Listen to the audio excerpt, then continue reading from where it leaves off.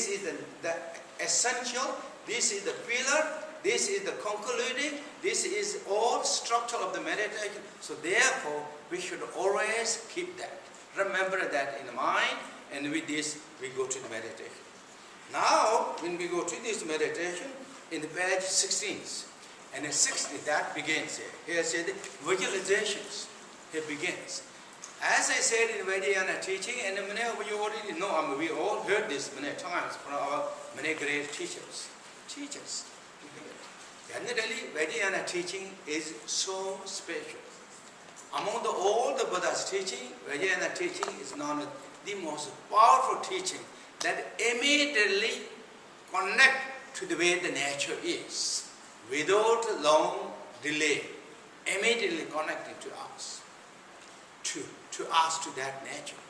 And for example, the basic Buddha's teaching, its process takes a long time to reach to that basic nature status.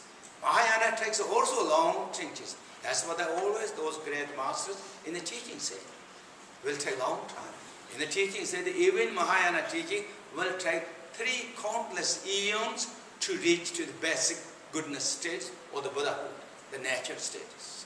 The Vajrayana teaching, and particular Dzogchen teaching, always said, within this lifetime, if you have the joyful effort, courage and commitment, devotion and bodhicitta, we can reach enlightenment within 12 years, just less over decade.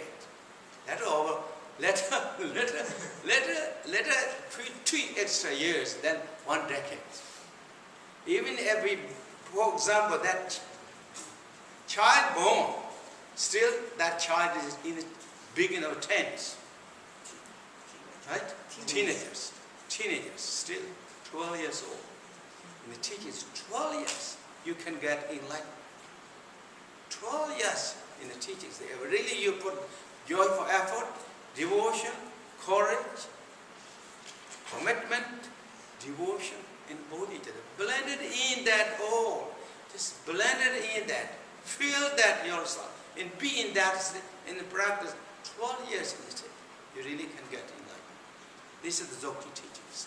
Not just enlightenment, for example, Jetsun Sengye Wamso, one of the great teachers, he reached in the transcendental wisdom rainbow body in 12 years. This is one of the leading examples. And Yeshe Tsogyal, of course, enlightened beings already, but she reached transcendental wisdom rainbow bodies.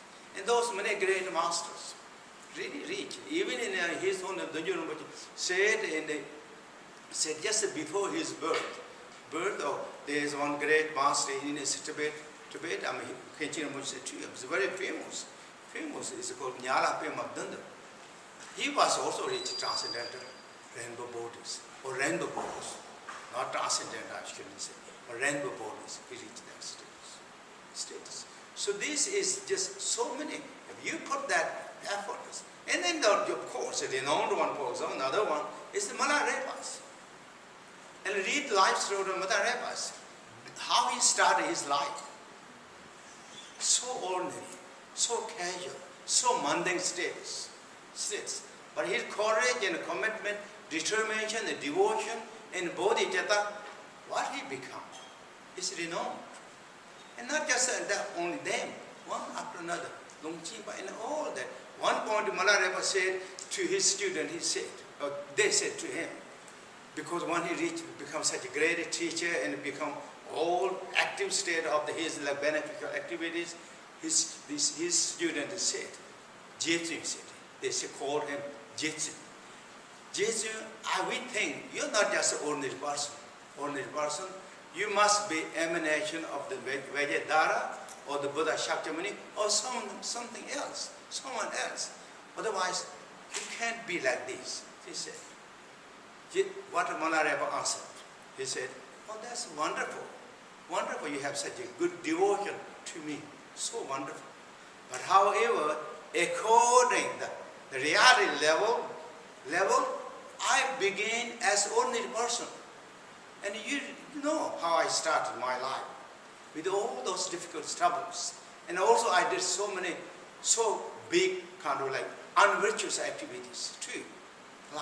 Because of that,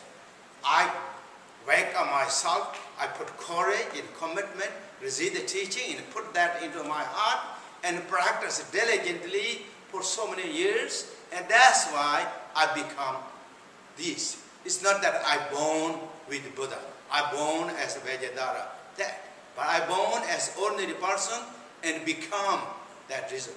That tells if you put the effort and the devotions and bodhicitta, everyone have that opportunity. Everyone going to think, oh, I might be someone else, or they will think.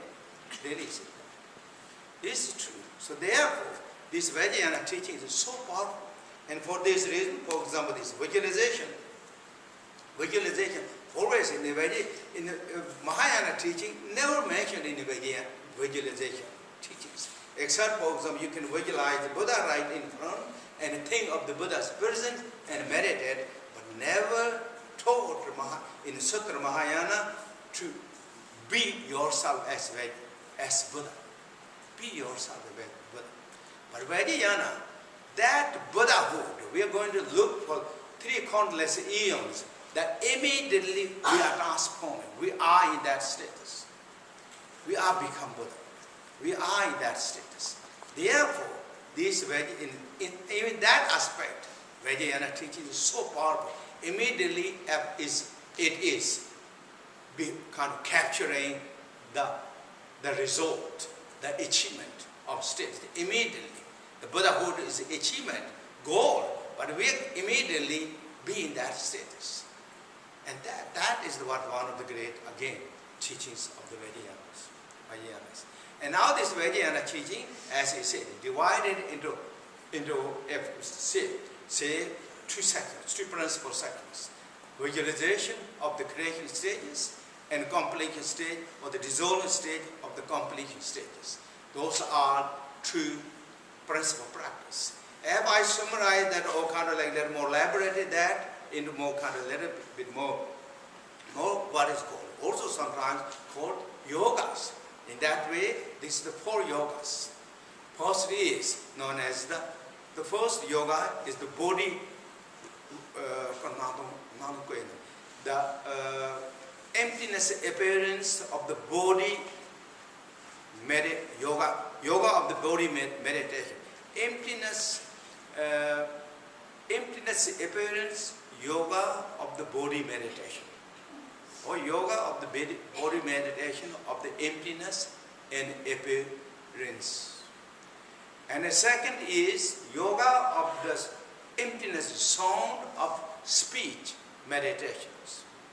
Third is yoga of clay-like luminosity practices or meditation. Fourth is all as indestructible primordial wisdom yoga meditations. So these are 4 categories that we follow. Now we begin with the first one is body of yoga of the body of the appearance emptiness.